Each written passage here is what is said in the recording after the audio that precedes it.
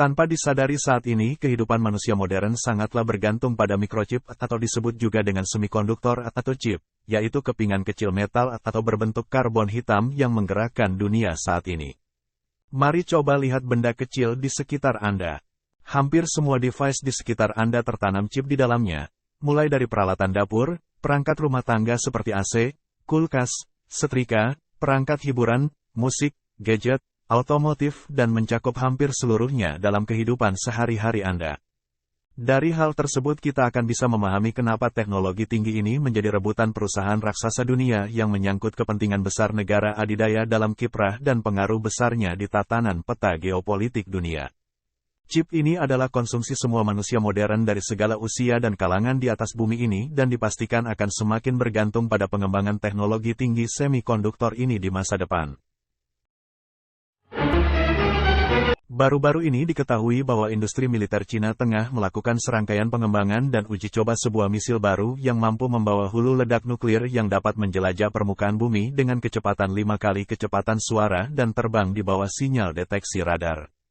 Tahukah Anda bahwa senjata ini dikembangkan oleh Cina dengan bantuan teknologi mikrochip milik Amerika yang mereka produksi di Cina?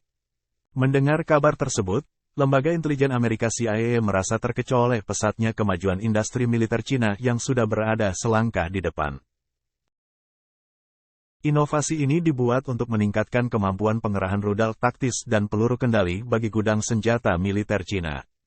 Mal Yusing, seorang insinyur senior di perusahaan industri penerbangan dari kontrol penerbangan otomatis, Zeon Institute China Study, memimpin tim studi di balik terobosan ini. Cina juga telah berinvestasi di chip teknologi grafis yang bertujuan untuk mencapai kecepatan proses yang luar biasa hingga 5 juta GHz GP, yang 10 kali lebih cepat dan lebih kuat dari sirkuit silikon. Tidak hanya efisien tetapi juga hemat konsumsi daya listrik. Pada tahun 2025, Cina bermaksud untuk mentransisikan produsen semikonduktor lokal untuk teknologi grafin yang menekankan pengembangan manufaktur teknologi semikonduktor dengan fokus pada proses di bawah 14 nanometer. Sementara ada indikasi bahwa Cina membuat kemajuan dalam mengembangkan sub-14 perangkat nanometer. International Corp SMIC, pembuat kontrak kapal terbesar di Cina, juga mengaku telah berhasil menciptakan chip 7 nanometer, tetapi belum ada kejelasan lebih lanjut. Pencapaian Huawei teknologi meskipun menghadapi sanksi ketat AS diterapkan untuk paten komponen teknologi litografi vital dalam kecanggihan pengembangan semikonduktor. Meskipun rencana pertumbuhan Cina tampaknya realistis dan berkelanjutan, namun tentu saja hal ini menimbulkan ancaman signifikan bagi Taiwan dan lainnya. Tercatat sejak metode ini kembangkan, lebih dari 90% chip global telah diproduksi.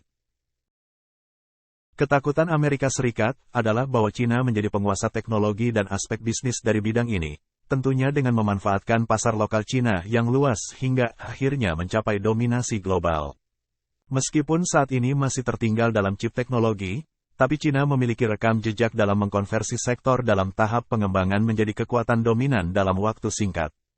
Seperti yang ditunjukkan pada sistem telekomunikasi kereta api berkecepatan tinggi, mobil listrik dan media sosial.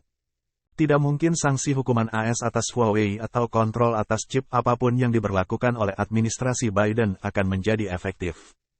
Beijing terus memberi motivasi untuk memperoleh keahlian teknis lokalnya dan upaya untuk mendapatkan dana besar dalam membangun rantai pasokan untuk mendorong ekosistem semikonduktor hingga titik puncaknya.